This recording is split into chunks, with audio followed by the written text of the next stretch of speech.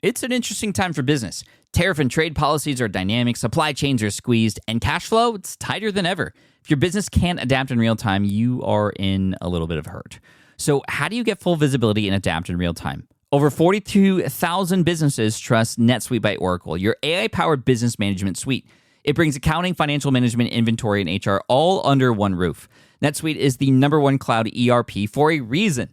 It's your single source of truth, giving you the data and control you need to move quickly. Real-time forecasting helps you move into the future with confidence, and with AI built in, you can automate the busy work and focus on strategy.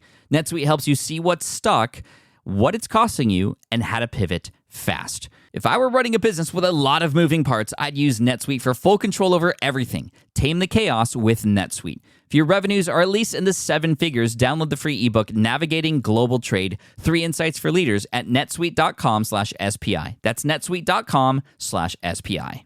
Congrats, your business is doing great. All your hard work is paying off, but you need help like now, and you have to hire fast. How can you hire amazing candidates quickly? Easy, just use Indeed. When it comes to hiring, Indeed is all you need. Stop struggling to get your job post seen on other job sites. Indeed sponsored jobs help you stand out and hire fast. And with sponsored jobs, your posts jump to the top of the page for your relevant candidates so you can reach people you want faster. And it makes a huge difference. According to Indeed data, sponsored jobs posted directly on Indeed have 45% more applications than non-sponsored jobs. One of the things I love most about Indeed is that it has one of the largest databases of job seekers, giving employers access to a wide range of candidates. And with job alerts, I get notified when new candidates apply. And with Indeed sponsored jobs, there's no monthly subscriptions, no long-term contracts, and you only pay for results. So how fast? Well, in the minute that I've been talking to you, 23 hires were made on Indeed, according to Indeed data worldwide. There's no need to wait any longer. Speed up your hiring right now with Indeed. And listeners of this show will get a $75 sponsored job credit to get your jobs more visibility at Indeed.com/SmartPassive. Just go to Indeed.com/SmartPassive right now and support our show by saying you heard about Indeed on this podcast. Indeed.com/SmartPassive. Terms and conditions apply. Hiring, Indeed, is all you need. You spent months building towards launch day, but when the clock hits 0, your site crashes. Bots swarm, and loyal fans rage on Reddit. That's not good. Fanfare was built to stop that. Fanfare is the drop platform made for high-pressure moments, stampede-proof infrastructure, verified waitlists, and bot filters that actually work. Instead of refunds and rage, you get retention and revenue. And that sounds great to me. Your next launch shouldn't be a gamble. Get Fanfare's 5-step hype drop playbook and learn how to bulletproof your drop at fanfare.io/playbook. Again, that's fanfare.io/playbook. One thing I love to do in my business is to pull back the curtain and to share with you a lot of the behind the scenes and the processes that I work through to accomplish some of the goals. And sometimes it's a win, sometimes it is a fail, but every time it's going to be a lesson for you. And that's why I continue to do what I do and why I continue to experiment and try new things. Now, I've been writing books for a number of years now. Thank you to everybody who has supported my previous book, Will It Fly, and helped it as a self-published book become a Wall Street Journal bestseller. In case you haven't heard yet, my next book is finally coming out. It's called Superfans, and it comes out in August of this year. So by the time this episode publishes, about a month later. And I wanted to bring in my book writing coach, Azul Terronez, who is very, very vital in the process of writing my previous book, Will It Fly, to talk a lot about the book writing process, yes, but more so how we as thought leaders, that's you, the listener, can implement a book strategy in terms of not just writing a book because you have a message to share. I mean, that's a big part of it, obviously. But how does the book actually play a role in the growth of our business, in our authority, and how it can help us get on stages and get more book proposals and those kinds of things? And I wanted to bring Azul on because he was incredibly important in my book writing journey. And with my new book coming out, I wanted to just bring people on to share with you behind the scenes how I approach book writing now and Azul's take, because he and his partner Steve are now helping thought leaders and world changers create books of their own too. So we're going to dive right in after the intro. Here we go. Welcome to the Smart Passive Income Podcast, where it's all about working hard now so you can sit back and reap the benefits later. And now your host. He's co-inventor of the Switch Pod, Pat Flynn. Still using a copy-paste website? Break the template trap with Framer. Whether you're overwhelmed by traditional site builders or frustrated with cookie-cutter designs, Framer gives you the freedom to create a site that's professional, polished, and uniquely yours. Framer is the design-first, no-code website builder that lets anyone ship a production-ready site in minutes. It's free to start, allowing you to browse hundreds of pixel-perfect templates or even design something on your own on a totally blank canvas. Add bold animations like appear effects, text effects, parallax scrolling, scroll animations, looping animations, and much more in seconds. The built-in AI handles the heavy lifting, generating starter layouts, and can even translate your entire site to any language. Ready to build a site that looks hand-coded without hiring a developer? Launch your site for free at framer.com and use code SPI to get your first month of pro on the house. That's framer.com, promo code SPI. Framer.com, promo code SPI. Rules and restrictions may apply. With running your own business, legal questions always come with the territory. Like, can I use this contract or agreement? What do I do if a client doesn't pay? Am I even structured the right way for taxes? Instead of Googling your way through legal landmines, imagine having a law firm ready to address your business's legal needs without the sticker shock. That's what you get with Legal Shield's small business plans. Legal Shield helps entrepreneurs access real legal help on contract reviews, collection letters, business formation guidance, and even help navigating IRS audits. Members can schedule consultations, upload documents through the app, and get support from a provider law firm that knows small business laws in your state. Plus, consultations on taxes or trademarks help you stay ahead of potential problems. And if a client is late on a payment, Legal Shield steps in with professional collection letters so you can protect your hard-earned revenue, all for a fraction of the price of hiring a lawyer on your own.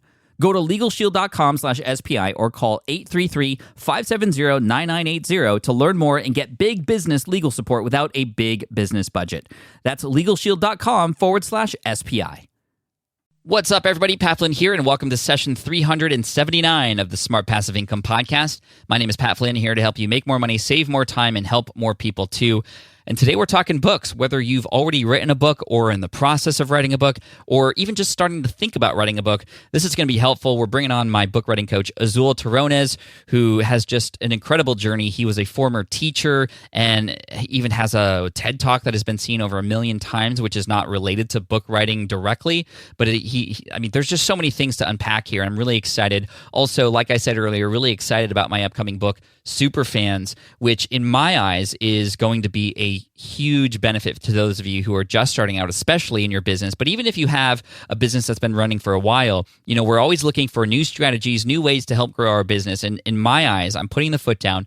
The best way to grow your business is to not focus on new traffic and paying for ads and any of that stuff. It is focusing on the people who are in your brand already, even if it's just one person, and helping that person become a fan. Because when they become a super fan, they start to grow your business for you without you even trying. And that's what's happened with Smart Passive Income over the years. I have the best fans in the world, and my goal is to have you find the best fans in the world for you to help you grow your business in an organic and really, truly a fun way. And so that's what Superfans is about.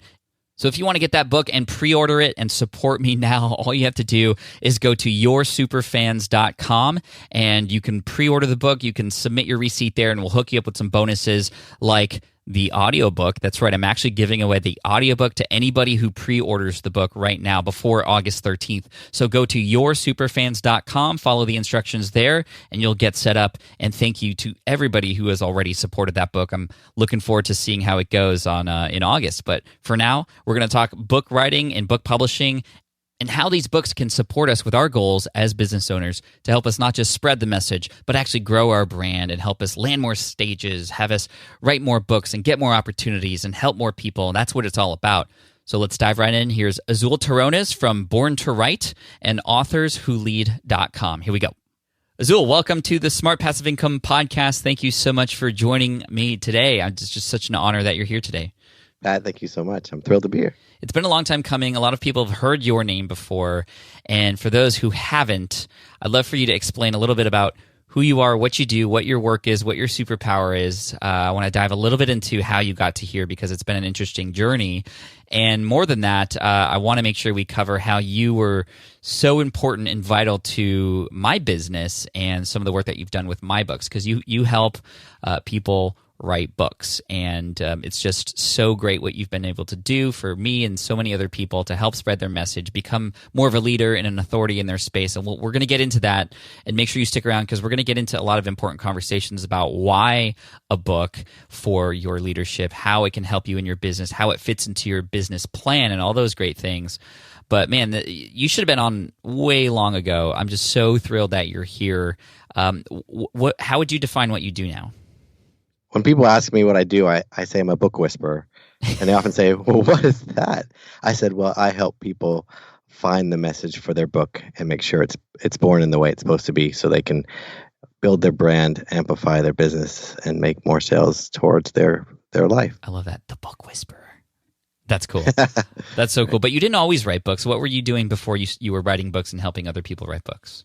When we first intersected, I was a school teacher. I spent 24 years as a principal, a teacher, and a university instructor for educators.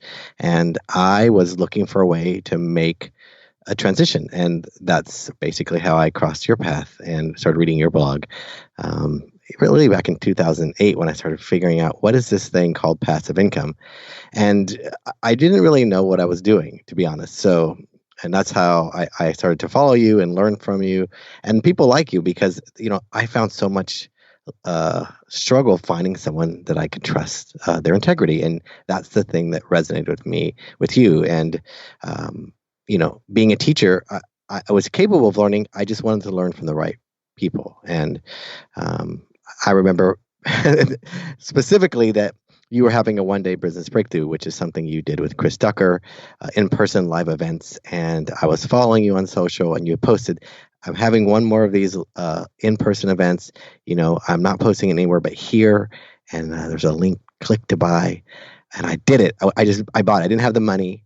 And I bought the thing. And then I read more carefully that you need to show your business, what's your website, what's your model, be ready to sit on a hot seat. And I was like terrified because I didn't have any of that. And so I knew I had a book idea in me. And I thought, you know what? I'm going to finish this book. I have about 30 days until this one-day business breakthrough. And I'm going to write it and post every day to hold myself accountable and finish this book in 30 days. And showed up the day of the event with the book done. And that's the only thing I had to show up with. And I think that's the thing that sparked everything, because people started asking, well, how did you do that? Mm-hmm. I remember that because you were one of the students who we were like, wait, what are you doing here? Not that like we didn't want you there, but me and Chris were running this workshop called the One Day Business Breakthrough Workshop. 15 to 20 students paid their way to come in here, get in the hot seat, and help them scale their existing business. Right? It wasn't there for people to like to find their niche or figure out how to get started. It was literally, okay, you got your start. Let's scale this thing. Let's break down your existing business and build it back up even better. And it was your hot seat, and you told us that like, well, you didn't have a business, and even when you signed up, you didn't have anything. But within a month, you wrote this book, and we were all blown away. Like, how did you? Not everybody can do that. Like, how did you do that? We started to ask you a lot of questions, but then we started to ask you things like, well, what do you want? How do you want to progress from here? You wrote this book. It's called The Art of Apprenticeship: How to Hack Your Way into Any Industry, Get a Mentor, and Make a Killing Doing What You Love. And it's a beautifully written book. I've done a review on it on my YouTube channel before, and it's available on Kindle and paperback, and I'll link to it in the show notes, of course. But tell me what was going through your head during those moments. You wrote this book. You knew you had it in you, but how did this book end up helping you, and how did it help you determine where you wanted to go next? Well, I was blown away by the caliber of people sitting in that group. But if you think of all the people there and where they are today, it was 2014, I think that was. Yeah. And they were already pretty much six-figure business owners or on their way. And then so many of them have catapulted. But for me, not knowing what to do, I didn't realize, and you had asked, what kind of thing could I do? I thought I'd be writing curriculum for teachers. I had no idea that this would be a struggle, writing a book, getting confidence to do it, and knowing what to say. I just didn't know anything about online business. But I knew a lot about helping writers, about structuring writing, how to find the message, and tuning in, because I spent a lot of time listening, and a lot, mainly because in class, I'm a dyslexic person, so school was always hard. I mean, I flunked out of freshman English at UCLA. I had to take it again. I always struggled to read even at third grade. So writing was hard. So I had something to my advantage, which is I was really good at listening for the things that were in between. So I think that's what people started asking me, could you help me write my book? And I didn't know that would be useful. I never crossed my mind. So that's the thing that kind of sparked the idea of, rather than focus on the art of apprenticeship, which was what I was attempting to do. Like, I want to follow the people that are doing these things and serve them. And that's what apprenticeship is about service. And so many people try to take from someone, like, could you mentor me? Could you show me? But I thought, wow, if we could just serve the people that we care about, then we could really learn. And that's what I was there to do. So I think that's kind of the spark of it for me, is like finding that there was a need for people that maybe I could fill. And you definitely had proven that with that book, and then you started to get more people asking you for help with their book, including me. This was around the time the sort of origin story of Will It Fly, my book that came out in early 2016, and I reached out to Azul, and we decided to work together to help me through this book. And it was after a trial and failure of trying to get it done myself. I just didn't know how to approach it. Yes, I had already written a book before that called Let Go, but that was more of a memoir. It was more based on just personal story. It wasn't like a business teaching type book, an information book like I wanted to create. And actually, it was really not even well defined at this point. And that was the first thing that you helped me with. Take us back to Barnes & Noble and the exercise you ran me through. That was really eye-opening for me to help me determine sort of what the book that I was supposed to write was, because it was definitely not called Will It Fly, and it definitely didn't even land on the idea behind Will It Fly, which was to help people validate their business idea. Yet when I first started working with you, it was really a brainstorming session, and I'd love for you to tell us kind of how that went down, and how even those of us listening at home can do that exercise sort of right after this. Right. Yeah. So really it was about emptying your head, because you had so many ideas. I remember we met at Barnes & Noble kind of to have some inspiration. And then we talked about your ideas, and I said, why don't you just empty your head, like on a piece of paper, like a visual map of what you think this book could be, what it might be. And when we stopped and you said, I think this is it. And there was every topic that was possibly Pat Flynn could teach, which is podcasting, affiliate marketing, online marketing, business, but growing an audience, all these things. And your vision was you wanted to be an online an encyclopedia for everything online. And we said, okay, maybe sort of the book for dummies in some regards, that Pat Flynn's authority would be shared with all this. But as we walked around, I remember asking you, Pat, do people read encyclopedias anymore? And I remember you going, I don't think so. I'm like, huh. And I think that's the thing, is that you got to see the book before it's written. You kind of see, what is this? Because if you rush too quickly into it, you invest a lot of time and energy and thinking into a book that maybe won't serve you, and then ultimately may not serve the audience as you want. So that was a big aha, in that process of unpacking it before you actually start writing it and dive into an outline, I think was important. And then watching you apply your own sort of style to it, and deciding to use Post-its and deciding to color code them and deciding to move things around. I think that was important too, is for people to realize you can see things visually if you can move them around in ways like using index cards or Post-its. Or I think John Vroman from the Front Row Factor, he used a big whiteboard, and people use different ways, but a visual way to map out the book was the first place we started. Yeah, and I, after that encyclopedia idea, and you had asked me and challenged me, and that's what makes you such a great coach. As well, I've gotten a lot of inspiration on how to coach people from you, and the way that you coached me through the book process, because you never ever once said, do this, or I think this is the path that you should go down.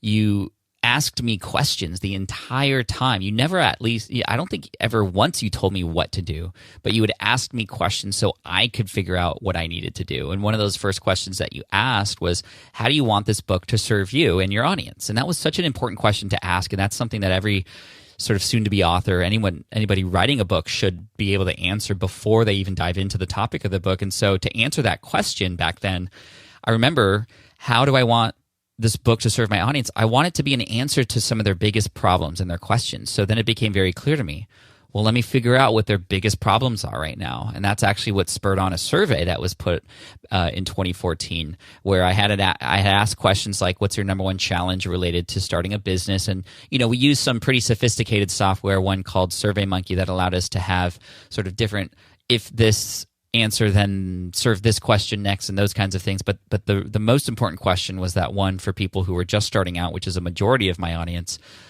What are you worried about? What are you struggling with? What's the big challenge for you? And the answer that I got in so many different ways, but it all boiled down to the same thing, was I just don't know what idea to go forward with. How do I know it's the right idea? How do I make sure I don't waste my time and money? That phrasing right there actually became the tagline for the book. How to test your next business idea so you don't waste your time and money. The title came way later, and we'll talk about that in a little bit. But that's how I knew, okay, that's the problem I need to solve. And then I envisioned, thanks to you, when you asked, how do you expect people to react when reading this? How do you want them to behave after they read it?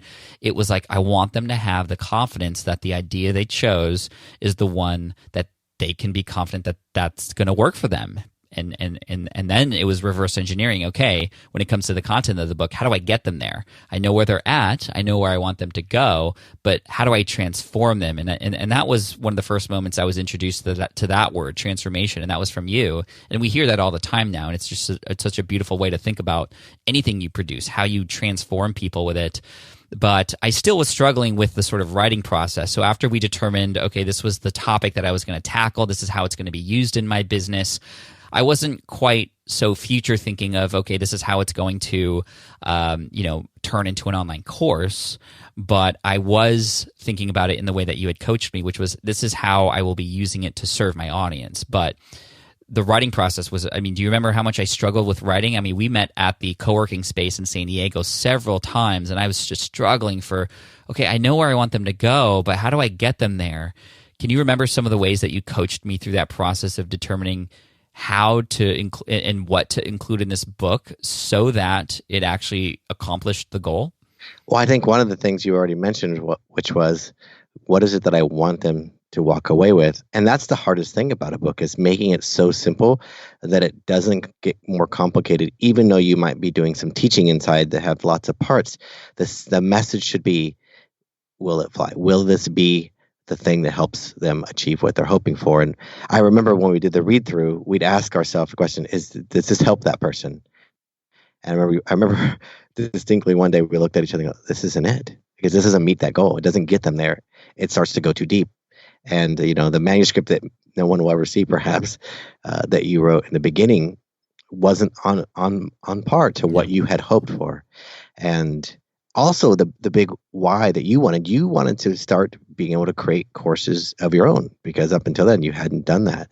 So it was also a big motivation, but also terrifying, because you're like, this has to be good, or quote, has to be right, so that I could grow something on my own. And so all those pressures that we kind of put on ourselves when we're creating something really like art, and I really believe writing is art. So like knowing clearly where you want to go and what's your big why was even on your mind as you were writing the book. And some of the adjustments were made is to let go of things. Sometimes we create great content that doesn't serve the purpose of the book. And that was a big aha, I think, just owning that. That was. I remember writing a few chapters that never ended up in Will It Fly, because we had to, as who's it, Stephen King, he says, like, you got to kill your darlings. And even though it's well written, it may not serve its real purpose in the book. But then you had some great ideas, like maybe that can be a bonus chapter, or maybe that can be a podcast episode. You could talk about those same things.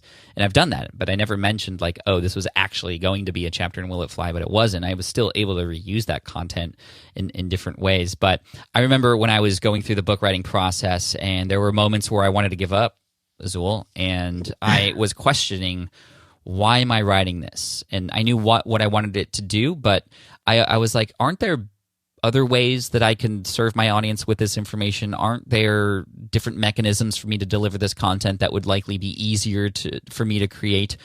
Why a book? And I'd love for you to speak to those who are in the audience thinking about creating something so that they can build their authority, so that they can speak more on stages, so that they can do all these things they want to do, and are not quite sure that a book is the way to go. Why books? You obviously are all in on books right now, but I just love to know why, Azul. Why all in on books specifically?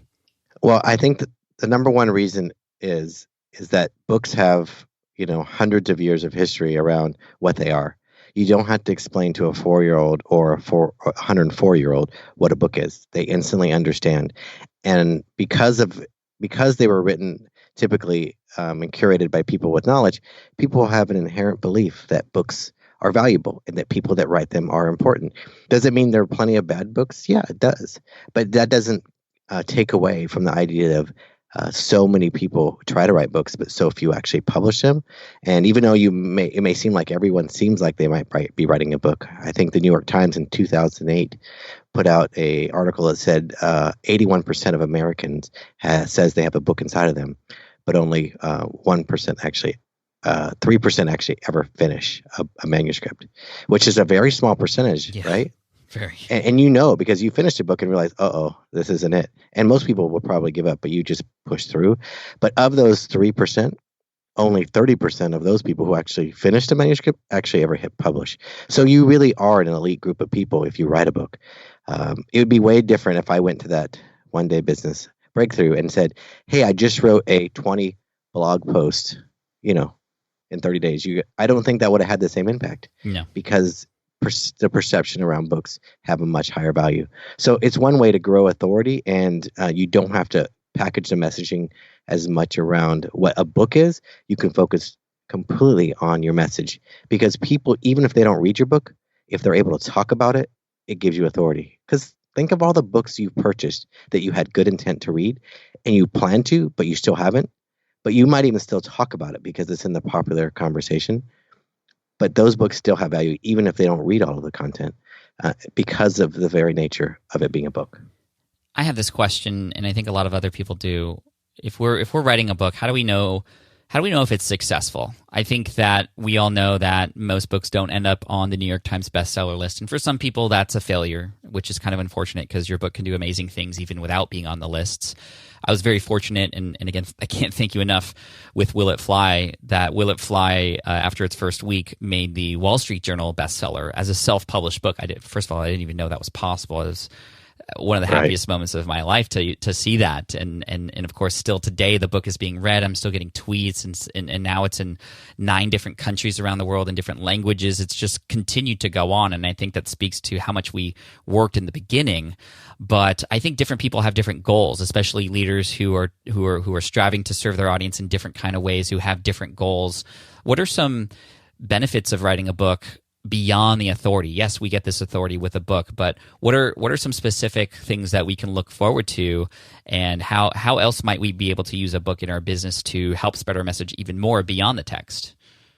Well, definitely, number one, Amazon being one of the top search engines in the world, it makes you more searchable, right? You show up more often when people are searching for their problem, which is usually what they're doing when they're looking for a book, is solving their problem. Yep. That's definitely one. There's multiple ways in which you can deliver a book. You could create an audiobook, which more and more people, as the years progresses, are using audiobooks as a means to consume content. So that's another stream of income. And they can be, like you said, they can be translated into multiple languages. Even though the market might be saturated in one niche that you're a part of, in other countries, that might be a complete void. So there's so many opportunities. And then, as you know, there's course content that can be created. There's opportunity to speak. And I want people to remember, I was a school teacher. I was not sure even that I had a business idea.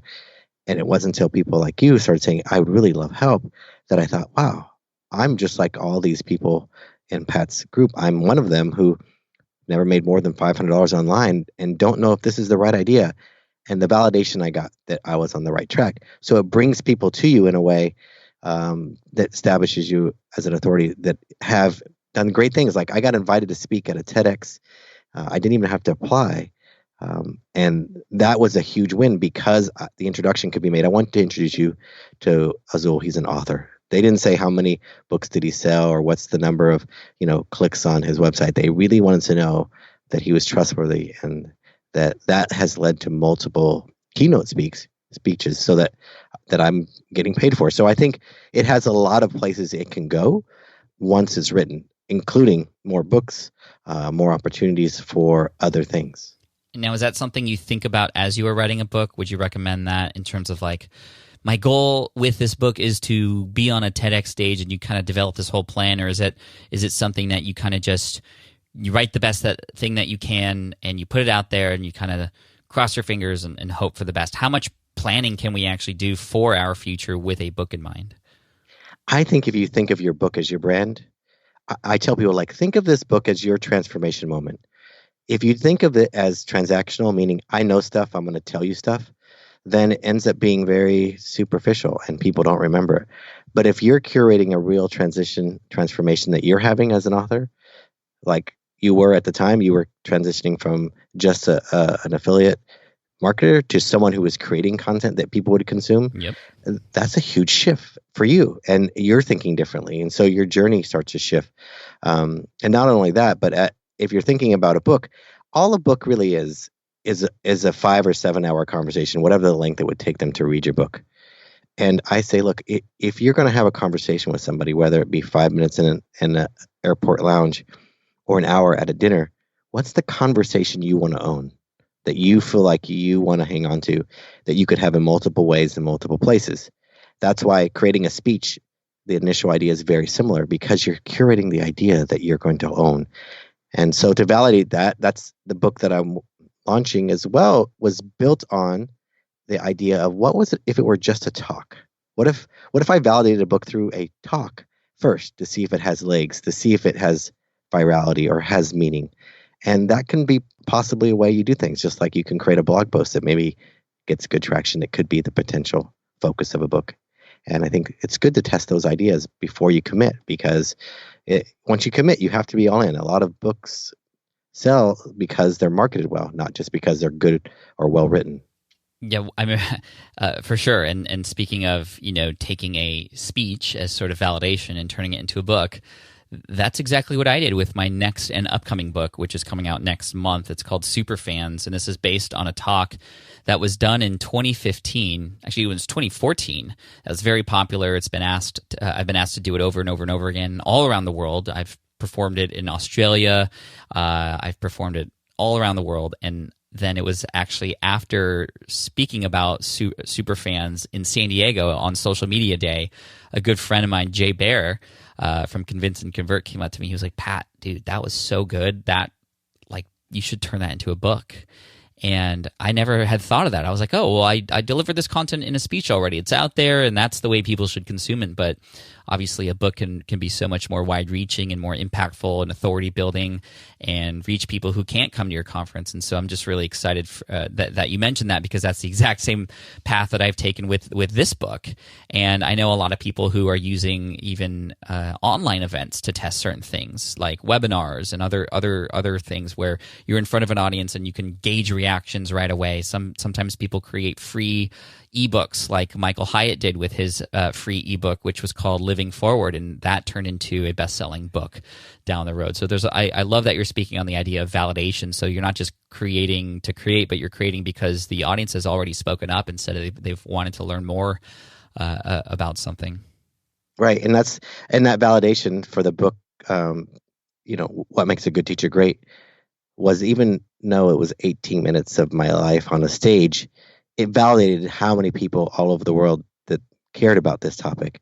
So it was able to give proof so that I could commit to it. And it's something I care about. It's something I believe in. So I knew that messaging worked. And if you're not careful, if you just talk about information, it could easily run dry on you. But you, Superfan, the qualities that you've held up even since that talk in 2014 exemplify who you are. It continues to be who you are. It's a message that will continually resonate with your followers and for you. So that's an important way to look at books. Like, will I keep wanting to have this conversation, or will I only care about it for a little bit? Right. Now, speaking of thinking about the future and how a book can play a role in your business as a leader, as somebody who's trying to monetize and all those kinds of things, I remember with Will It Fly, it was a very last minute decision to add the companion course in Will It Fly. And for those of you who haven't read Will It Fly, in the first few pages and throughout the entire book, you'll see call to actions to go to a specific page to get a bonus free companion course, which actually was inspired by a show that I love called The Walking Dead. I don't know if you even know this sort of origin story, Azul, but I was watching The Walking Dead with my wife. We're pretty big super fans. You'll see it end up in the book, actually. We go to The Walking Dead, sort of Walker Stalker Con, as it's called, and Right. we don't do cosplay just because the fake blood would not travel very well. But other than that, anyway, we're big fans of The Walking Dead. And before The Walking Dead plays on AMC, they go, hey, go to walkingdeadstorysync.com and you can get your side-by-side sort of experience while you watch this to get some behind the scenes and other stuff. It's such a cool experience. So I wanted to create that for Will It Fly.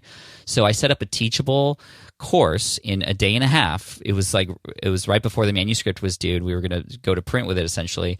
I set it up and got the URL for it, and just in a day and a half, I built the course in a way where it was structured lesson by lesson, was working in conjunction with the chapters in the book. And so you can go into the companion course and you see the images that were in the book, but they're high res. All the links that were mentioned in each chapter are in each chapter in the course, and then some videos on things that are a little bit more difficult to kind of explain via text. And I can't tell you how many comments I get about that, but more than that, I recently checked the data.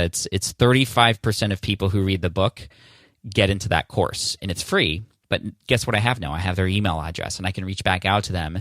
And it was actually through the emails that I was sending to them on further help with Will It Fly that inspired me to create my first online course. My first online course was going to be about something else, but this was getting asked about so much because of that direct connection with my readers, because unless you collect their email, there's really no way to know who's reading your book.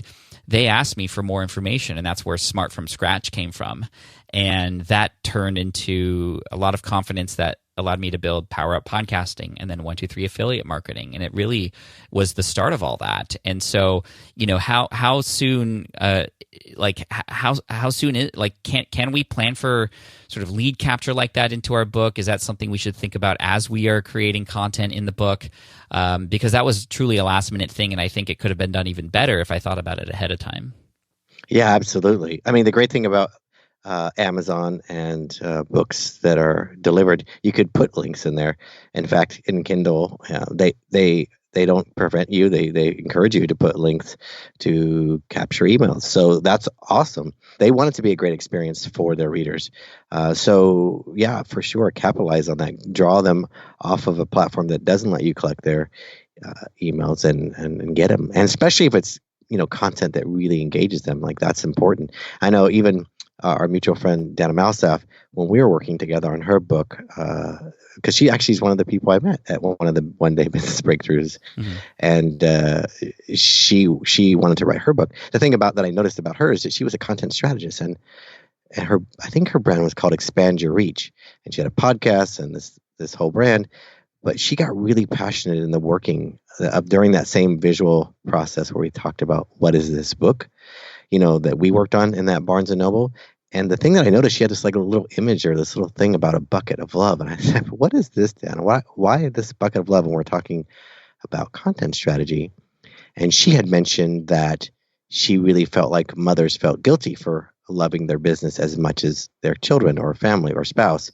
And they didn't feel comfortable, but she really wanted them to be boss moms about it. And I said, what is that boss mom?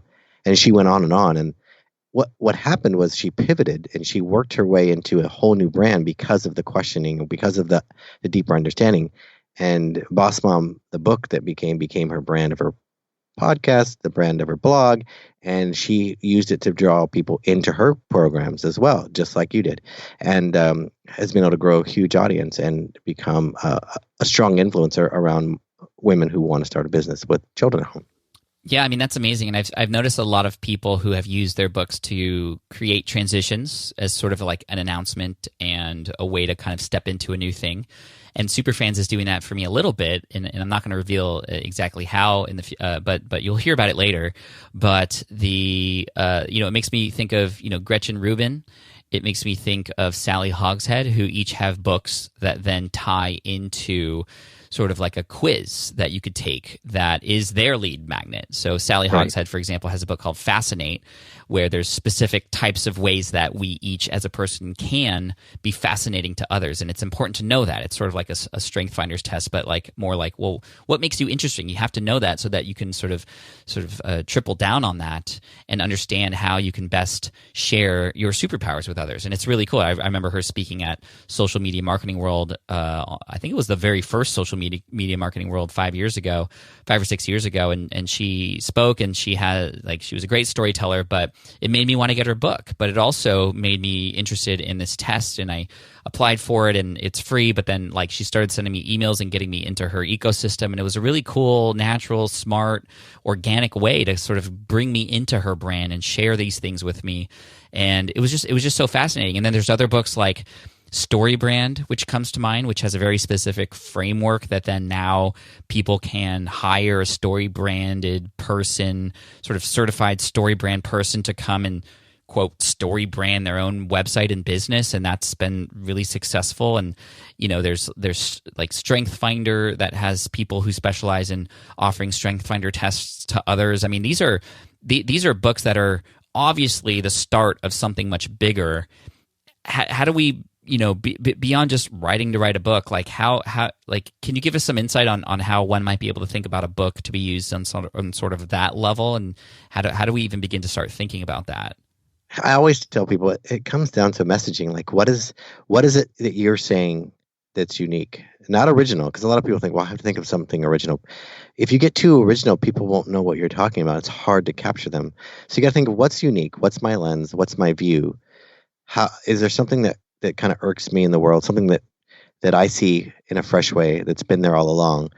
And then when you can captivate them on something simple like that, and you want to own that conversation, then you're able to continually drive them to you as the answer. So Simon Sinek comes to mind, and the Start With Why being his book, the same thing that drives traffic back to his lead magnet and his site is not that he was the first one to ask this question, start with why. He just owned it.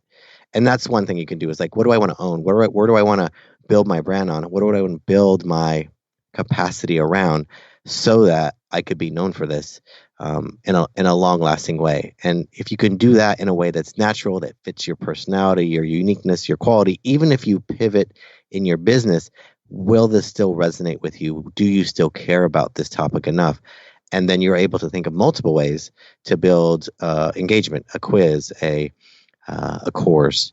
I know people who give a free download of the, X number of chapters of their audiobook if they want to get a lead magnet, something that simple. Hey, go to here, you get the first 5 chapters, or go here and get a free interview behind the scenes with the author about the process. Those kinds of things are really valuable because they've grown to trust you in the process of reading your book, and they want more. That's true. That's amazing. And you are now somebody who a lot of my colleagues and friends and other thought leaders go to for help with writing books. What do you think the biggest challenges are for busy thought leaders when it comes to writing books? What are some of the big objections or big hardships that they're having that you could kind of share with us? Number one, I don't know if I have time. I don't know if I have time to do this. That's one of the biggest objections.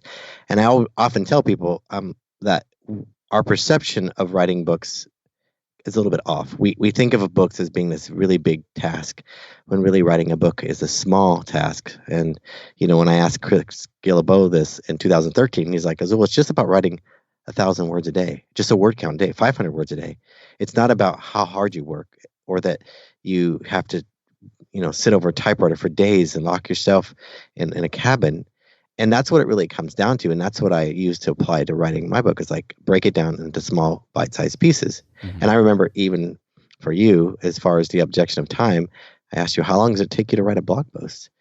Because you thought, well, you know what, I'll speak the book. I'm a podcaster, I'll speak the book. But that didn't really work for you. It just didn't come out the way you wanted. Yeah. But thinking about it as small bite-sized pieces and saying, I can write a blog post in about an hour, and then breaking down that process into smaller steps. So teaching people, number one, that most people think they're writing, right? They say, I'm writing a book or I'm doing some writing. What they really usually mean is I'm researching, I'm thinking, I'm looking at other people's books, I'm reviewing things on Amazon. they're not really writing. And I tell people, only say you're writing when words leave your brain from your fingers onto some page, either written by hand or on a computer. That's when writing. Only count that as writing, and don't count thinking as writing, so that you realize that it doesn't take as long as you think. So that's the number one objection. Like, people usually say, I don't have time. And I tell people, if you have 20 minutes a day, you can write a book in 6 months without a problem. It's just about understanding the basic principle. A lot of people listening to this might recall my November challenge from 2018, NaNoWriMo, which is a big worldwide thing where people challenge themselves. It's just this big worldwide movement that's been around for years. NaNoWriMo stands for National Novel Writers Month, and I had used that as my sort of challenge and accountability for trying to write 1,000 words per day. And I didn't always get 1,000 words per day, but I did write every day. And on Instagram and on Twitter, I'd share a little spreadsheet that I added to every single day. And Will It Fly took me overall about 18 to 24 months to finish in terms of just the writing part of it, including scrapping the original manuscript and starting over again and that sort of stuff. The Superfans book took me 45 days. Right. To get to my first draft. And it was because I definitely took it into day-by-day chunks. I, had a little bit of an advantage knowing that I've spoken about this topic before, so it was something that I knew a lot about, and it's a little bit different presenting something and then writing a book about it, but it definitely did help me. But most of all, it was just chipping away at it, Azul, and it truly helped me. And of course, I learned from the first go-around to find the tool that worked best for me. All my friends were using Scrivener for their books, and I tried to use it as well, remember, with Will It Fly, and it just was so overwhelming. And you were like, Pat, how do you write blog posts? And I was like, well, I write them in Google Docs. And you're like, just write your book in Google Docs and write it, as if you're writing a blog post, just one chapter per Google Doc. And that is when things started to finally happen. So I did that with Superfans right from the get-go, and it was really helpful. So again, thank you for everything that you've done and taught me. And hopefully people are getting inspiration and learning how they might be able to write their books in not so long as they might think time since writing this. So time is one thing. What's another big objection that thought leaders have when it comes to writing their books? I don't know if they'll think, how do I know what is the right idea? I have lots of ideas, I have lots of options. How do I find the right idea? And there's multiple ways to do it. If you want to make your living as a writer and you want to write multiple books, you really got to think about the overall stamina you need to have to keep writing books in a certain genre. Our friend Steve Scott, he writes in a particular niche and he stays there because it's successful for him. He makes a significant amount of money every month on staying in niche. But if you want to write a book that helps you grow a brand or launch a personal business in a certain way and grow authority, people often get nervous. How do I pick the right idea? Mm-hmm. And I tell people, look, you have to think of this as that same thing, a conversation. What will you feel confident about talking with anybody if you sat down with them? What do you feel like you want to own in this conversation? And if you can think of that simply and think of, well, what makes me unique in this conversation? Because you're not the only one who has this niche or this idea, but what will make you unique? What can you stand out? And oftentimes people don't notice their greatness because they live in their body, they live in their soul. They don't see how great they are. They don't even notice how great their biggest failures and their lowest lows and their highest highs have to do with who they are. But a lot of people, if they focus on some of those things and brought them into their message, they could really have a huge impact. So my wonder when I was writing the book to go to the One Day Business Breakthrough is, who am I? What do I have to say? And the truth was, I had a lens of being a teacher. I had a lens of being in a place of observing lots of people and studying things in a way that maybe other people wouldn't have had. So I was able to use my thinking to my advantage and my perspective. So I think that's one thing. Realize that the way you message a book, finding the idea is important, but there's no wrong choice. There's just the choice you make. You got to commit. You can't be worried for too long. So we've talked about some of the objections. Can you share some success stories from some of the authors that you've helped in terms of what their book has done for them? Obviously, with Will It Fly, it's turned into an international read book, and that's been really amazing. It's definitely led to more speaking opportunities. It's led to publisher, like as a self-published book, it's led to publishers and agents reaching out to me, which is just kind of unbelievable. And we're still trying to figure out, our future roadmap in terms of traditional versus self-publishing. We have some podcast episodes coming up that are going to be talking about that specifically. Superfans, during the launch at least, is going to be self-published still.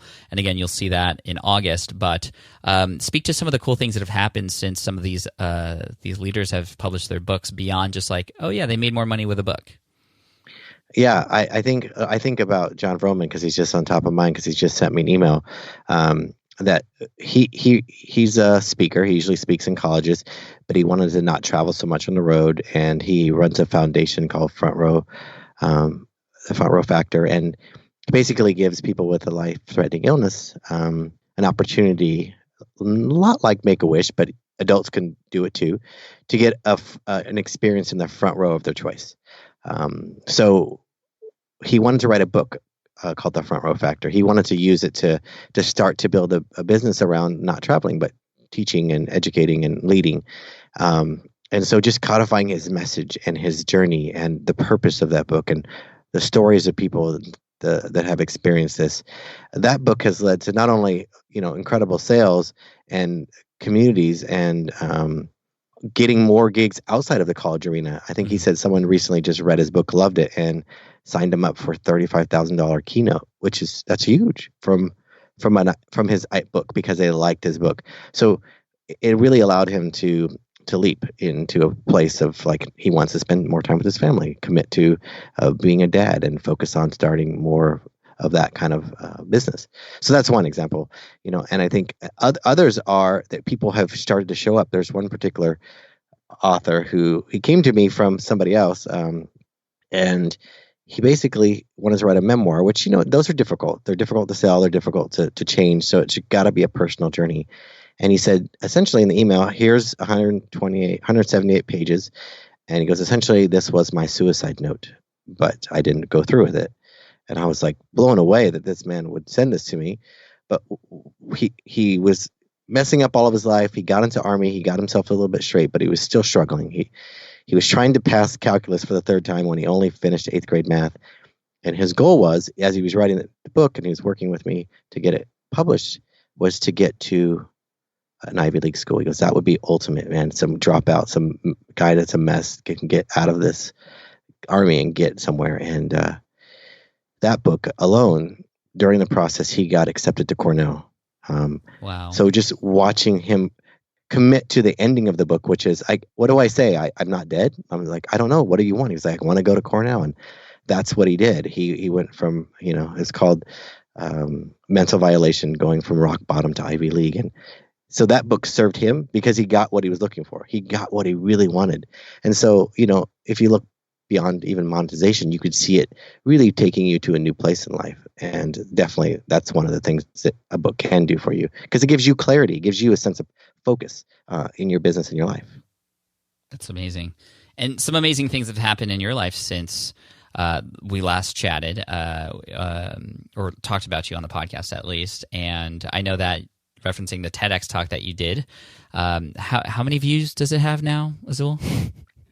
Maybe 1.4 million. 1.4 million. We'll link to that in the show notes. But tell us what that TEDx talk was, and as you said, it's opened up a lot more opportunities for you. And I'd love for you to talk a little bit about this upcoming book that you have, which is outside the realm of helping people write books, which you're still doing. Actually, you're going even deeper into that. You and your partner Steve are creating workshops and retreats for book writing, and I'd love for you to share those things in a minute. But this TEDx talk, what was it about, and how does it tie into the book that you're writing? When's the book coming out? Yeah, so the book idea I had for a while. It's called What Makes a Good Teacher Great. But I had prepared a proposal. Actually, right around the time when you were finishing your book, I was writing this book proposal because I met Dan Rohn, who is the New York Times bestselling author of Back of the Napkin. He has a couple of New York Times bestselling book, and casually asked me, "Hey, so what are you doing?" And I said, "I'm a teacher, but I'm writing a book." And I just had an idea. It really wasn't necessarily writing it. It was writing in my head kind of thing. And he said, well, what is it? I said, well, it's called What Makes a Good Teacher Great. And I said, for 24 years, I've asked this question in inner city LA, in urban schools in Texas, and elite schools abroad. And I've collected 26,000 responses to this question in the last 24 years. And he says, that's amazing. He goes, that's a best-selling book. You should talk to my agent, who's also the agent of Austin Kleon, who wrote Still Like an Artist. And my heart stopped. I was like, because I'm looking for validation, but I wasn't ready for that much validation. I think I froze. I think it was a blessing and a curse, because I freaked out, because I didn't really think much of the idea, to be honest. So I was telling people about this idea. I got a proposal and I sent it off to somebody who was helping with the proposal, and he came back and said, this is not very good. It's not very interesting. And my heart was broken. He goes, but these things, when you talk about these kids and what they say, he goes, that's super interesting. Because I was going on about education, what's wrong, how it can change. He says, that's all good and well. He goes, but when you say what kids say to you and what you think of it, because that's valuable. So that's where the idea of this talk came from. I go, let me test this out. And I told this TEDx organizer of the TEDx of Santo Domingo in Dominican Republic that I had this idea. And Charlie Hohen, who's introduced me to him. And Charlie Hohen was probably best known for being Tim Ferriss's first employee. Basically made the introduction and said, hey, Azul has a cool idea. Talk to him about his book. He's already written a book, but he'd be great. So I pitched this idea just as I told you. He says, great, why don't you come do the talk? So I did the talk and prepared it. And the night before, Charlie was helping me with it, and he says, I think you should change it, rearrange it. So I rewrote it the night before. I barely really knew it very well. I don't prepare a lot, but I really don't usually prepare the night before. Yeah, jeez. I was nervous because this is, one, it's another country. It's a big deal. But the message was there. What I wanted to say showed up, that about what kids really say, and the things that kind of blew my mind about what kids think. And the biggest message was, we're not listening to kids. And if we just listen, we could change the face of education one classroom at a time. And that was really where the book came from. That's where the message on TEDx came from, was that focus, that simple idea of what makes a good teacher great. That's amazing. And so when can we expect the book? Because I know we were talking about it years ago, and as it was being developed, and you were looking for an illustrator and all this stuff. Like, how far along is it? When am I going to see it? August 22nd. Wow. So that's pretty close to when my book comes out. So it'll be soon after. Yeah. So I'm excited and terrified at the same time, just like everyone who shares a book of the world. There's no way getting around it, I think. Oh, dude, I'm super stoked for you, and really stoked for everybody who's listening to this, who has been inspired to start thinking about a book for their business, for their authority, for their life, who has been sort of reignited after perhaps trying to go down that route before. And I'm just excited to see everything that everybody comes up with. I still think books are an amazing tool and amazing way to share a message and to kind of put your foot on the ground. I think that's another thing with these books that I'm really excited about, is that it's like, part of building a business and building authority is to have a stance on something, to make decisions and put your foot on the ground and say certain things, versus just trying to play in the middle and please everybody. Not to say that you are trying to write a book to stir up anything, but when you have specific goals, when you have specific ways that you teach and specific beliefs, when it's written in a book, it's there for people to consume, and they can choose whether or not they want to follow you or not. And as I talk about in my book, Will It Fly, when you have that message, then people start to believe it, and they start to see you as a leader. They're going to become super fans and help you build your brand for you. You won't have to work so hard to get new people into your brand when you serve that audience who follows you for you. And it's just really exciting to see, and I'm excited to hear about the ripple effect of this episode and your book and my book and everybody else's book as well. So, I mean, that's why we're here. And I just want to thank you again, Azul, for coming on. I'm sorry Steve couldn't be here as well. But if people want to learn more from you and Steve and how you can help them with their book writing and where to even start, what would you recommend they get into right now? Yeah, they come to authorswholead.com. They can learn more about us, about the book writing process, and figure out what message they should share with the world. I really want people to know that anyone can do it. Really, everyone should. And I maybe go against a lot of other teachers of writing. I think everyone should write a book because they can and they should. And the teacher in me wouldn't let anybody not put something out that's worthy, but it also would not keep somebody from writing a book because they have something to say. And I think it's a way to connect. So I really would love to hear more about the things that people want to share with the world. Amazing. Thank you. And you have a podcast as well that we could all check out, right?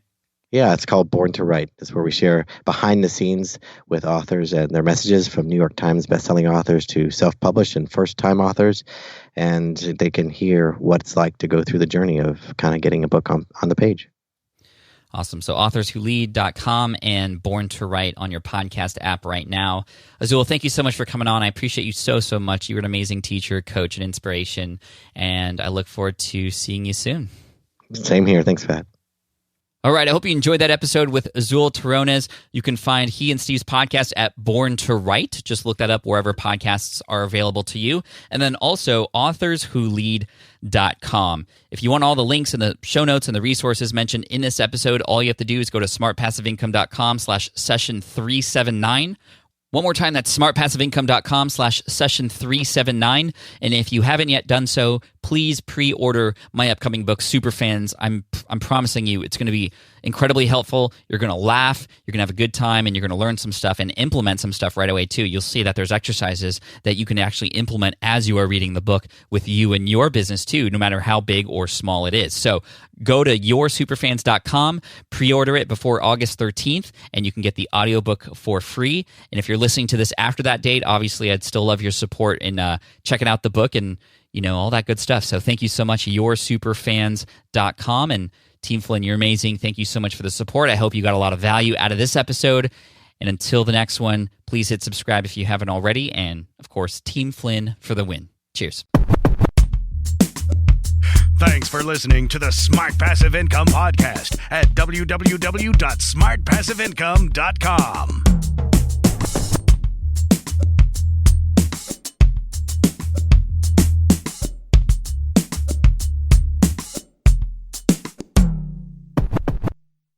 Hey, fellow podcaster, does this sound like something you've experienced? You record your podcast episode on one platform, download the files, edit in another app, then fire up a different tool just to create these social clips? Well, it can be clunky, time-consuming, and frankly overwhelming, especially for creators trying to grow. And that's why I'm excited to tell you about Riverside. Riverside is the all-in-one platform. Record, edit, and repurpose your podcast content all in one place.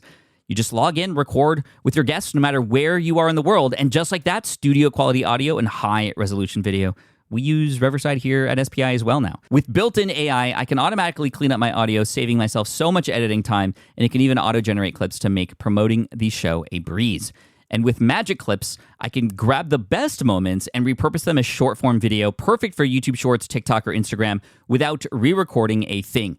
So if you're tired of juggling tools and want a faster, simpler way to create and scale your content, it's time to try Riverside, built by creators for creators. Just go to smartpassiveincome.com/Riverside and use code SMART to get 1 month free on the Pro plan. That's smartpassiveincome.com/Riverside, promo code SMART. I get it. You want to grow your business, but selling at scale feels overwhelming. You're drowning in complicated funnels, creating different lead magnets, or constantly posting on social media. And that gets exhausting fast, especially when you're trying to sell to hundreds or thousands of people. But what if you could sell at scale with a simple, powerful quiz? A score app quiz or assessment asks your audience key questions and gives them instant personalized results based on their answers. Your audience gets to know where they are now and shows them the steps they need to hit their goals. You can set up a quiz in minutes using Score App's templates and have a powerful lead magnet that'll do the selling for you. The best part is your audience actually wants to take this quiz, and you build huge amounts of trust before you even make a single offer. No hard sales, no chasing leads, just value at scale. Get 50% off the first 3 months using the discount code SPI. Just head to scoreapp.com/SPI. Again, that's scoreapp.com/SPI.